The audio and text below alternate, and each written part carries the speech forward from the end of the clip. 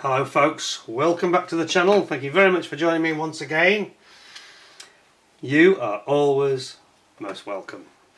So it's Matchbox March and we promised to go through some of the ranges from my collection, and I have to be honest with you, I said before, I've got about roughly 3/4 of the entire Matchbox collection. I didn't have many ships, I only got one ship. I didn't go for any of the AMT stuff, so I'm talking of the original kind of pre-sort of 1979 collections really, before they mixed in the AMT products. But I can't put them all out. I mean, I've got 140 of them, you know, but I'm going to put out a selection of the ones that perhaps people will remember the best, I think. And here we go. So we're on the purple range today. Now these are the pocket money ranges. And I'm just looking around, and one of them the other day, I don't know if I'm looking at one of the tags or something, but one of them had got a price on it and it actually said 30 pence on it. And I thought, well, that sums it up. And this was a 73 kit. In fact, I think it was the Hellcat, but it was the other boxing. I thought I had it in front of me, but perhaps not, obviously not. Anyway, it said 30p on it. And that would date it as late 73, early 74, actual date of purchase. And because they came out at about 25p, roughly at about Easter time, 73. Excuse me. So it's 51 years ago that they were on the market. And I know that, as I've said in the intro video, that I wasn't going to do this again this year, but I've had such enthusiasm from some of you I've not heard from for a while, have suddenly bubbled up and said, oh yeah, please do some more. So okay, well, let's do it. So I'm not going to go and review any of these because we've every single kit in front of you, or in front of me I should say, in front of you on the camera, I have reviewed every one of these. So all you need to do is put in my name, Peter Oxley, Matchbox, and then Focke-Wulf or Messerschmitt 262 or ME262, Spitfire, and it will come up. It will come up with it. I promise you on YouTube. But you need to just put the title in, some basic info of the plane that you're all, vehicle, tank, or whatever. It will be there. So what we'll do now is just have a little look and have a general chat around some of the points of interest around these kits. As I say, I've not got all of them. I've got about 3/4 of the entire range, but I've kind of got the ones, with perhaps one or maybe two exceptions. I've got pretty much all the ones I want. So I'm not looking to acquire more particularly. If I got a nice Lysander though, 32nd scale Lysander, I might be tempted by that. Somebody offered me the Dauntless, which I actually did accept and bought off him. He knows who he is, and I've had many donations of them as well from some of you as well. But I say I really prefer the early ones, so I like the ones from basically 1972 to, forgetting the AMT, 72 to 82 is the real 10 years of Matchbox. After that they sort of go a bit downhill and they take away the stands because they're different owners and all this business, and they were changing the branding and everything. So the original, genuine, exciting articles as made in the first 10 years. And the earlier the better.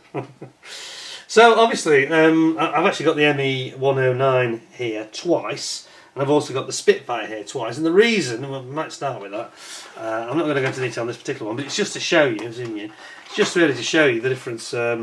The fact that these were, this didn't come out in the first tranche, this was PK17. So this was the second tranche of 10 kits, and they'd already by then, I think it's 73, yeah, 73 it says on there, and they'd already swapped to the window box, whereas that only came out with the window box, it didn't come out as a Mark 1, whereas the Spitfire, which was in the original tranche, PK2, excuse me, that had the original box, was the lift top box, as you will see. I'm going to demonstrate like so. Lift top box, yeah, with all the printing around the outside. Well, I prefer this, I do. However, I can't remember at the time, if I'm honest. See me back. I'm not sure that I can remember buying a lift top box. The first ones I personally saw, if I'm honest, were the window boxes, and that was when I lived in Suffolk, and they appeared about April May 73 when I first saw them. So it's very interesting, but the lift top boxes are very collectible. I mean, you don't want to be building that. That box in itself is a piece of history, and they only lasted for about 5 or 6 months, and then they dropped the lift top box because I think they realised that because they'd gone for this multicoloured plastic, which I know that not everybody likes, but they wanted to demonstrate it and they wanted people to see it. I mean, look at that. Quite why they chose that colour. Some of the colours they chose weren't always great, if we're being honest.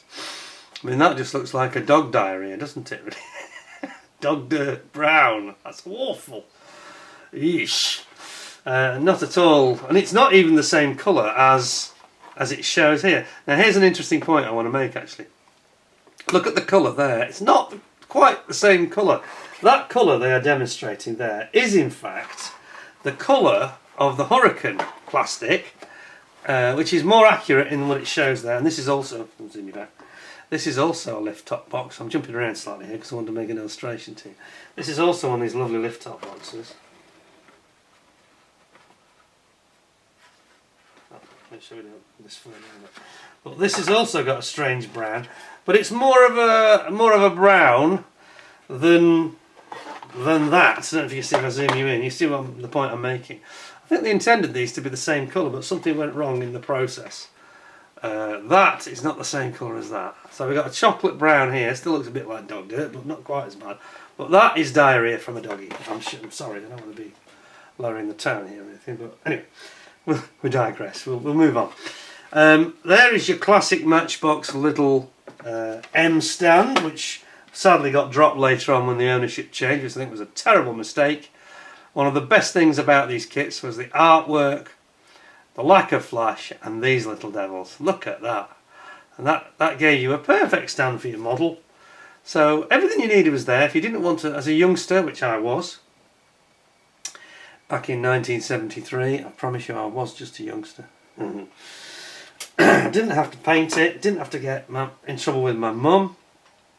Spilling paint on the carpet, and the smell of the paint as well, the enamel was just absolutely foul, wasn't it really? It's pretty nasty stuff.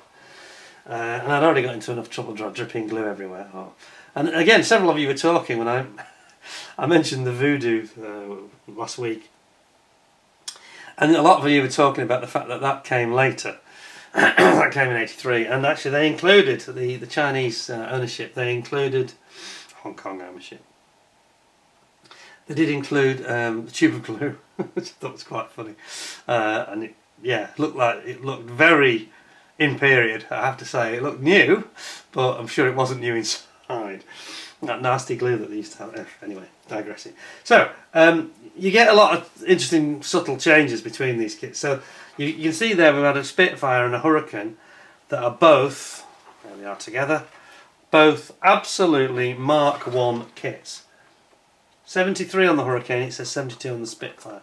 I mean, what happened is they were designed up and all the printing was sorted, but they didn't quite have the kits ready until spring of 73. So it has a date that doesn't quite correlate when it arrived on the market.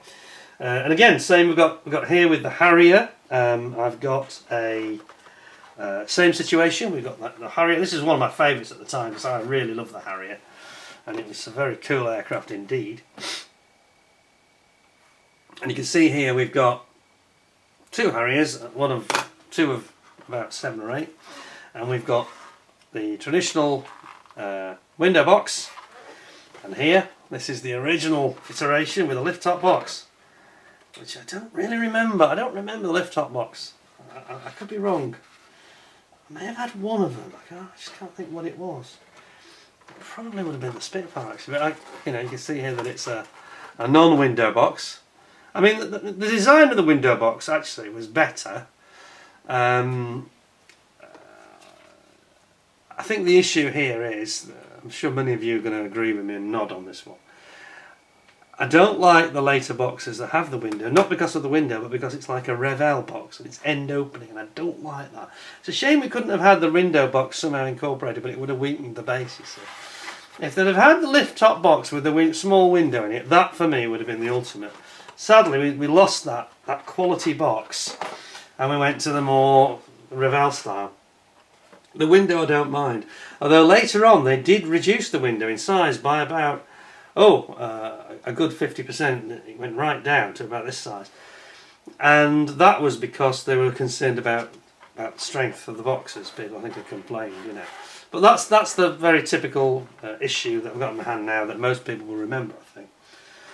Because I've had a lot of you have made comments in the past and said, I've never seen one of these lift top boxes before. I'll say it only ran for about 6 months. If I have a look at these here, let me just have a little reorg, and I'll talk about the BF109 because I've got 2 examples here, and this one here is an absolute stunning example. But I just want to talk about lift top boxes. You can see that they were all, you know, this sort of first, second tranche, they were all lift top boxes at the beginning. And here's your Mustang Dooley Bird. You got the British or the American version. And your 45 or is that 40? Is that 45 as well? Doesn't say a date there, strangely. But you know, they have this lovely artwork on the back, which everybody enjoys. Simple, it's clear, got beautiful artwork on the front. Taking off from RAF Molesworth. Well, that's no longer, it's still a military base, but it's no longer an airfield as such. I think it's a radar station or something secret now, but anyway, I won't get into that, I won't get into trouble. This is one of my very finest kits of all, this and the Messerschmitt I'm about to show you. Let me create some room here. Just organise myself, because this is the problem with this, doing a show like this, was the fact that there's just too many of them. I couldn't possibly show you all of my collection, there's just too many. So I wanted to sort of focus on what I thought were the more interesting ones, and this one is absolutely mint, and I've got it down as probably the most mint of all. Oops, well that was mint, but anyway. But these two, it's a toss-up between these two, which is the most mint really. However, this is a lift top box, so this is older. Or in theory is older, so this is particularly nice, this Goodman Hellcat, and it's so not degraded, you know, the artwork and the quality of the printing, it's not faded or anything. Even inside, you know, we've got the purple range instructions which look brand new, and it's all original, genuine original, it's not been doctored or, you know, it's not been restored or anything like that. And then we've got the 109 with this beautiful artwork. I'm sure many of you remember this. And we've got it's actually just shot a hurricane down, which is a bit sad if you're a Brit, but anyway. And they always had this nice write-up on the front which people enjoyed, and again that got dropped later on as well. So you'd have a little story on the front explaining what's going on, and then you'd have the side panel would show you the artwork of what it will look like if you leave it unpainted, although sometimes, as we just discussed, they get the colours a bit out. Unfortunately, they've gone for this dog diarrhea colour again, but it does actually seem to work in this case because it's about the right shade. For a desert aircraft, it's kind of a deserty colour. So it doesn't seem as extreme as it does in the Tempest, which looks totally wrong. And again, this was never produced, as I say, in the lift top box. This is PK17, we said. But aren't they lovely, those nice bits of artwork? You know, you've got your window. Very, very nice. And that's a beautiful, beautiful example. I mean, that is so nice, it looks like it's, you know, produced in 2024, to be quite honest. It's adverts on the side of all the other products. Very nice indeed. I mean, that's one that I thought, oh, when it arrived, somebody said mint condition. I thought, yeah, I've heard that before, and this one really was. And I actually wrote to the person who I got this from and said, thank you, that's a really nice example, you know. Because that's what I really want. I want to look at them, as I'm doing with you now. I want to look at these, and I want it to make me feel like I am 7.5 again. You know, it's got the original tape on there, which I mentioned. It's a little bit unfortunate because that doesn't age well, it was yellow. But it's original, and it's not faded or discoloured, or no coffee stains on it. Same here, beautiful, beautiful examples. Now, you will get from time to time one or two people that unfortunately have a habit of writing their stash numbers on these kits, which I find quite irritating. If you notice, I do it in a much more subtle way. So somebody has actually written on this one, sadly. Seem to work. You've got a couple of numbers here. Bit silly. What I do is I put a number on for the collection number or stash number, if you will. but it's a removable label, so it's not a high-tack label. I can take that off without any damage. And it's got my number on there, so that's number 102. This is just in the Matchbox range. So that gives you an idea how many I've got. And I think there's about getting on for 150 of them, close to now. Just Matchbox. But again, here we go. So this is PK15 and another lift top box. I think it's dated 73. It is, yes, dated 73. We've got you've got the choice of the red arrows in this case. RAF Kemble. That's when they used to be at Kemble, yeah. And some of you may remember the Go with NOAKES programme, John Noakes, that was on Blue Peter, children's TV show. He did this series called Go with NOAKES, where he would get into all sorts of adventures, and he went narrow boating, and he did parachute jumping and cleaning Nelson's column. And this one he went and joined the Red Arrows. Now he's an ex-RAF anyway, John Noakes. I think he was a fitter before he became famous on TV in the Royal Air Force.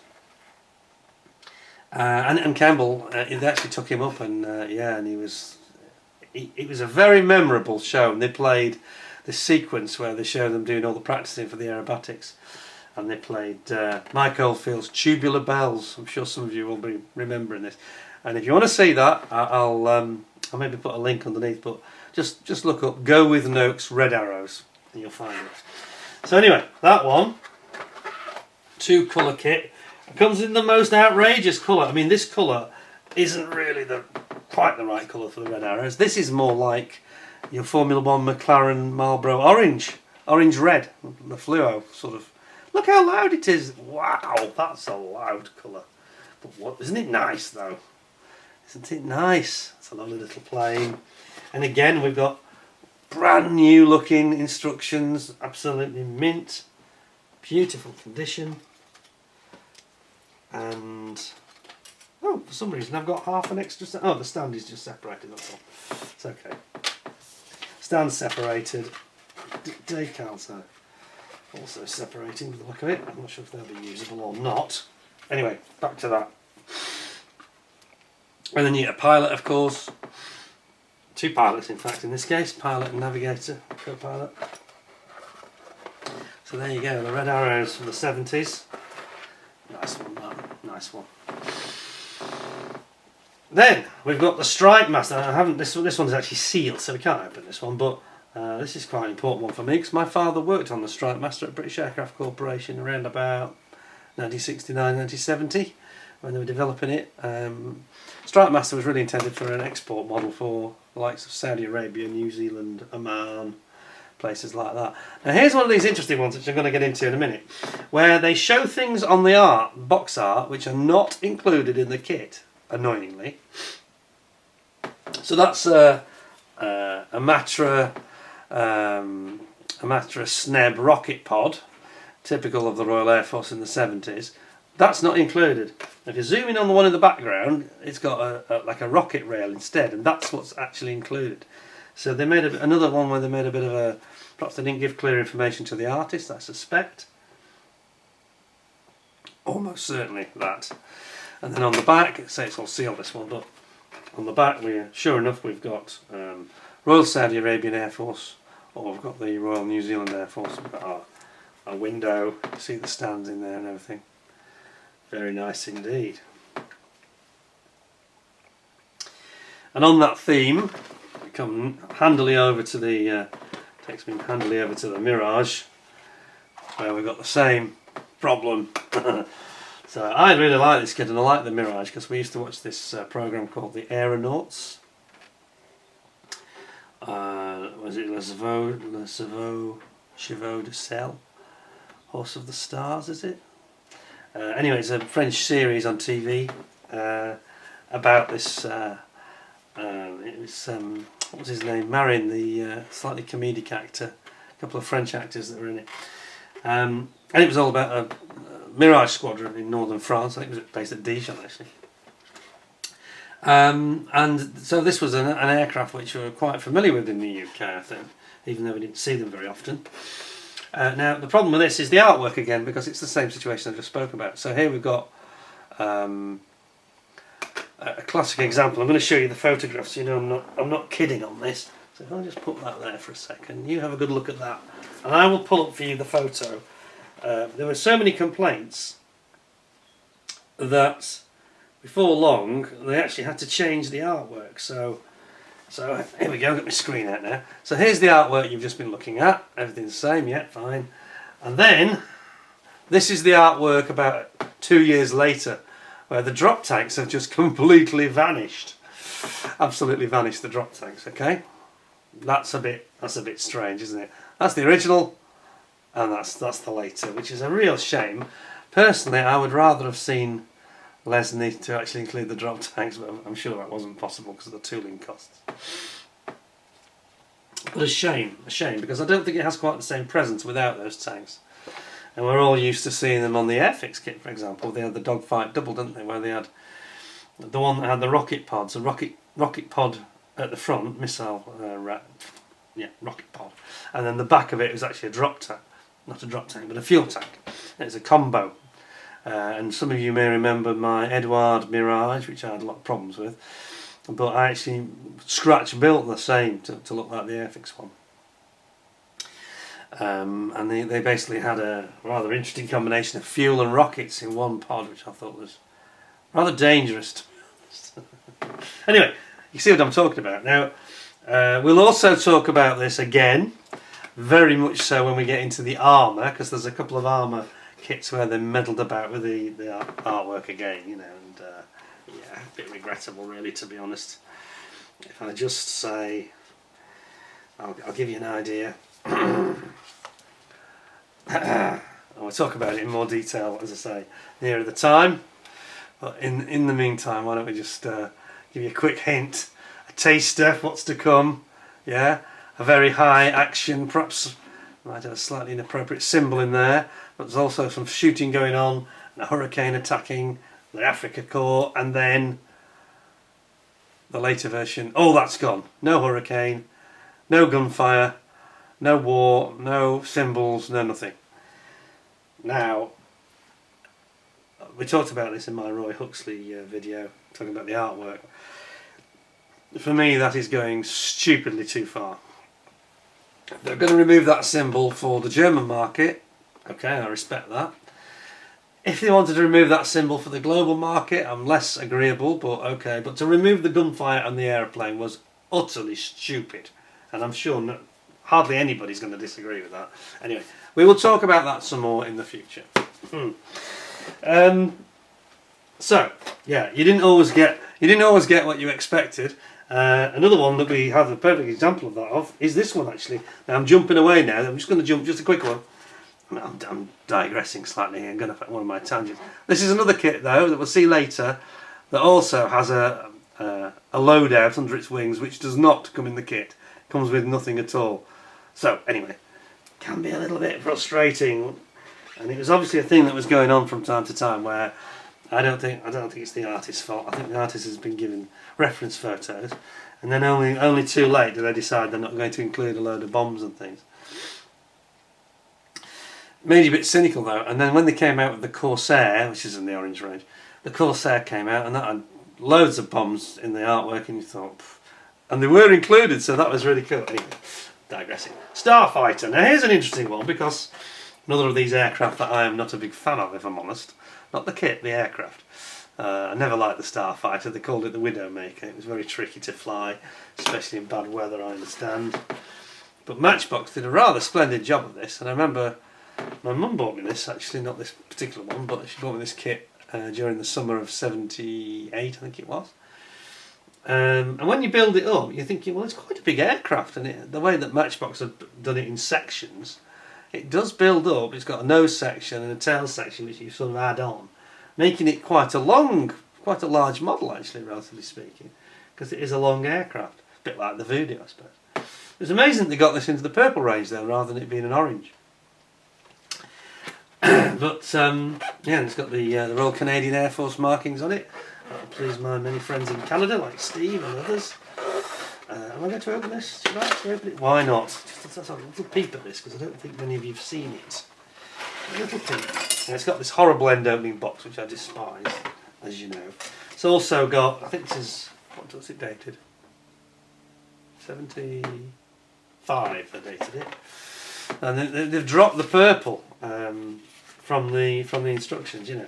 So you can see what I mean about the way it's got this big tail section, which is separate, enabling them to have a much longer kit within the purple range in the small purple box. And it works quite well. Rather nice. It's actually a nice kit, this one. There you go, some Canadian or German markings. I'm not doing a review, I said, but I'm just going to give you a little look. But look at those wings, aren't they ridiculous? Isn't that bizarre? And you've got this great big long aircraft, you know, in 2 sections, or 3 sections with the nose, and then these little teensy weensy stubby wings. I think that's absurd. Anyway, you don't want to hear my grumbling about aviation designs. It's down to me, they'd all look like the TSR2, wouldn't they? But anyway, let's move on. That's a nice kit. And it's priced at 72p on the box there, noticed? Some of these prices are quite interesting. It helps you to know when it was on the market. Interesting there, it says Mark II stroke 23. That's the box they're talking about, Mark II. Another Mark I though, look at this beauty. The FW190. This is a nice one. And again, this is kind of pretty much mint, this. And this is a first generation 1972 box, PK6. Yeah, 1972 it says at the bottom. So that's really one of the original generation, isn't it? Isn't that nice? Shooting down a Sturmovik, and the artwork there. And then, as I say, it's a proper top opener. So very loud green there. My goodness, that's almost Dayglow green, pea green. But we've got a beautiful original instruction manual there. Some very curly decals, I can tell you. But a beautifully loud purple instructions. And I just think it works better, doesn't it, having it in the box like this? I think they last better. You've got your pale blue sprue on your stand. And oh yeah, we've got the canopy just hiding at the bottom. So that's the way they came. Very, very nice. Beautiful, this box there. I just love that. Look at that. It just drops on, you know. And you know, it's like people say even today. That's why they don't like the Revel ones, because you can't put parts in it the same. Whereas if it's got a top opener like that, you can put some of the bits of the model that are completed. You can put in there. Then we're going to have a look at the Thunderbolt, I think. What's this one? 30p? Oh, it dates it, doesn't it? The Thunderbolt. 30 pence. Look at this. What a nice one. It's attacking the rail yards in northern France. Yes. Not the clearest writing in this case, but yeah, bombing the rail marshalling yards, pre-D-Day it is. There's your 2 blues. Again, why they choose blue on a, you know, an Air Force aircraft? It would suit the Hellcat, but not really this one. Strange choice. Oh, quite a vivid blue as well, as you can see. I won't get this one out. It's slightly discoloured on the back, not so much on the front. But another nice one. England, probably based at Halesworth or somewhere of that ilk, I imagine. Because I think that's where they were based, wasn't it? 404th. 373, I'm pretty sure they were at Halesworth. So it's a Razorback Thunderbolt. Another lovely example. So, does that leave us with? We've got the Tempest. Let's have a look at the Messerschmitt 262. Another one with iconic artwork. And this is another classic example that got meddled about. We have to take my word this time because I haven't got the photo to hand. But sure enough, later on they stopped it firing, they got rid of the American bombers. No, you can't have flames and war and death. Even though it was the world's first jet fighter warplane. And Roy Huxley was very cross. He had to go back and paint out all this stuff, you know. Very frustrating he's produced literally a work of genius. That's a beautiful piece of artwork. Just have another look. It's really ridiculous when they got into this political correctness sort of phase, and it was the same over at Humbrol with Airfix as well. Just look at the detail. You've got the ME262 attacking this Masters of the Air sort of scene, isn't it? Where they the B-17's number 3 engines on fire. Brilliant artwork, absolutely stellar. And then you've got a better choice of plastic colours, I think, this time. And yeah, you've got two choices. You've got your I've got to say this is another example where they show, going back to what I just said about plastic choices, they show it in one colour, but it's not actually that pale blue, is it? In fact, shows it pale blue there. It's actually a sort of a mauvey grey sort of colour. A bit strange, but a beautiful package, you know. And remember, when this came out, this is actually dated 73. So this came out, you would have paid 30p for this. I honestly believe, if somebody said to me what were the best value kits of all time, the answer is Matchbox. Nobody has ever come close to the value that they offered. Yes, they weren't perfect. They didn't have the best detail. Panel lines are a bit trenchy, sometimes they're raised, and people don't like the colour plastic. But they were coming out around about 5 to 10p cheaper than Airfix, equivalent Airfix. And you felt you got so much more. It's almost like a history lesson in a photograph on the front. You don't. Yeah, some of the Airfix Roy Cross artworks are beautiful. Please don't misunderstand me. I love a lot of it, but they didn't have that vibrancy that this seems to have. And on the back, you know, the fact that you've got all this colour. If you're 7, 8 years old, as I was, this is very attractive. And you've only got limited pocket money. You're probably going to save 5 or 10p for something you feel is probably better anyway. So it's a very good value proposition. Beautiful. Then we've got our Tempest, and we've got the price crossed out for some reason. Don't know what happened there. So these are the beautiful Tempests at the I think it's at the end of the war. Cyprus 45. I think this is just after the end of the war, in fact. Again, interesting colours of plastic. As I mentioned, rather very unfortunate colour. But the beauty of this kit is you get the Mark II style, which is like, you know, a bit like the Sea Fury style, isn't it? With the radial engine and the longer nose. Very nice. I mean, to get both of those in a 30p kit, do you know what I'm saying? I mean, that's a lot of value there. So that's worth having because it offers something a bit different. You're getting two quite good options in one kit there. An absolute beauty, absolute beauty. And then we've got the Corsair. Finally, I say finally. It's not the exhaustion of my collection. It's just the ones I could fit on the table. Beautiful Corsair. Excuse me. From Cherry Point, and it's just taking off the deck. Doesn't say what the carrier is, but maybe a training flight, I think. And again, here we have another original beauty, a lift-off box. Look at that! What a stunner! And again with this, I've got several bragging here, but I've got several examples of this. I've got the normal one with the window box as well. But it's just nice, isn't it? You know, they come. I just like the way that it lifts off and you can instantly see everything. You haven't got to fight to get the lid off. You don't have the problem. That's the other thing. You don't have the problem with the tape either. They only brought the tape in when they got rid of the lift top box because they were frightened of them popping open and spewing out the contents. And there you go. But look at it. Isn't that lovely? Nice some blue. It's a French blue, isn't it? Beautiful French blue, and then dark navy blue. Those two colours do make sense, in fairness. Much more than some others that we've seen. Do we have a... Yeah, we all seem to have the canopy hiding. Anyway, we have the canopy. And it's quite a good design with that because you've got that open space there in the middle where you can put your stand. There's room for it. Yeah. Isn't that nice? Oh, just gorgeous. Wonderful, wonderful thing.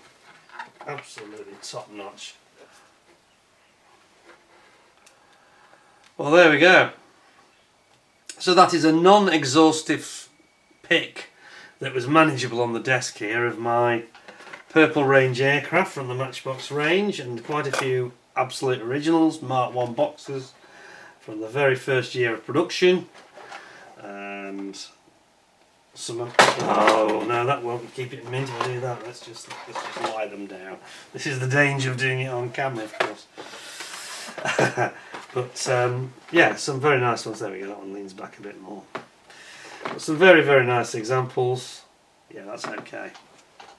Harrier, you gonna stay? Harry's not so sure. Mustang, what about you? No, he's definitely not sure. Oh, okay.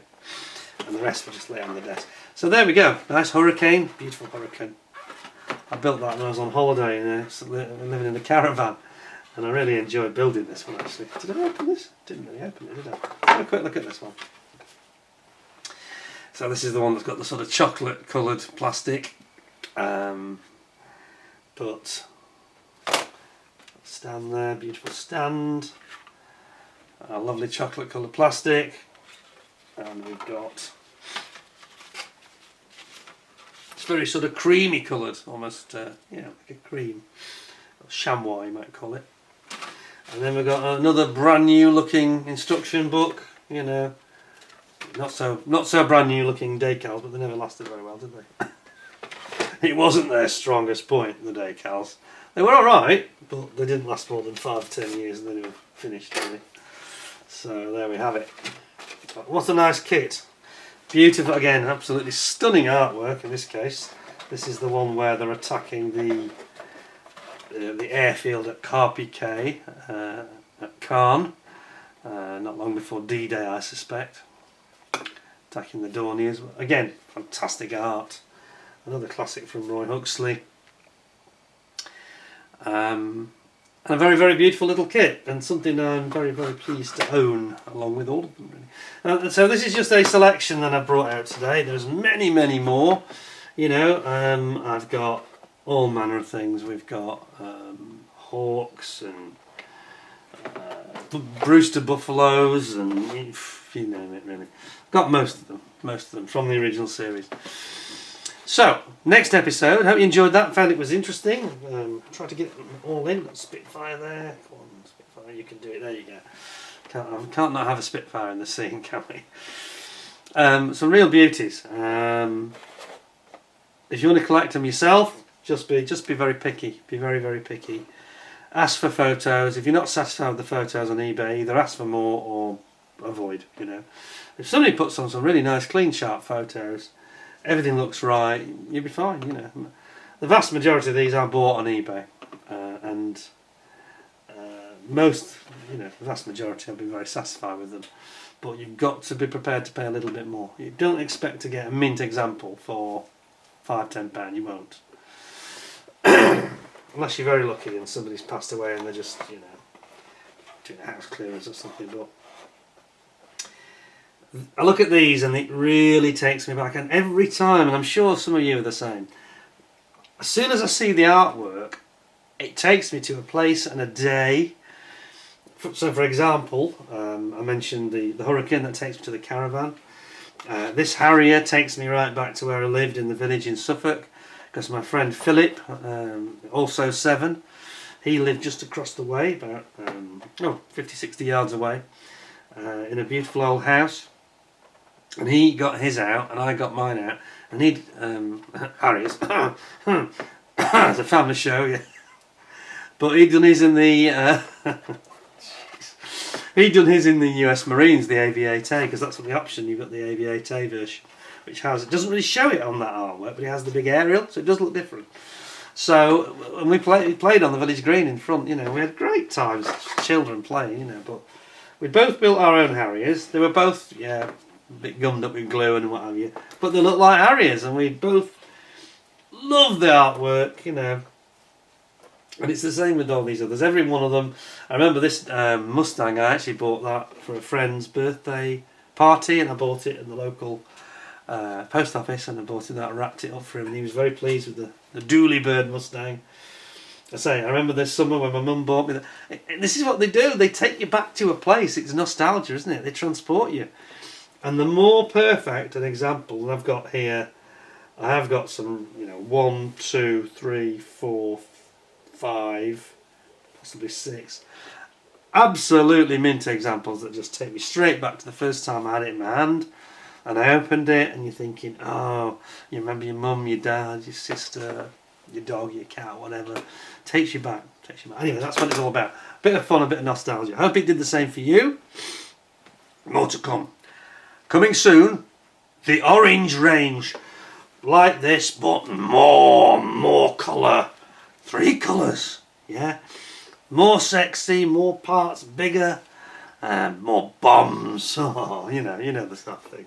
Anyway, coming soon. Hope you found it interesting and enjoyable. Thank you very much for watching. Hope you'll give me a 10 out of 10 with a thumbs up. Don't forget to subscribe if you haven't already, and make sure you ding the notification bell, etc, etc. You know the drill. In the meantime, till I see you soon, stay well, stay safe, look after yourselves. Thanks for all your time watching. Hope you enjoyed it. And until next time, thanks a lot, and bye for now.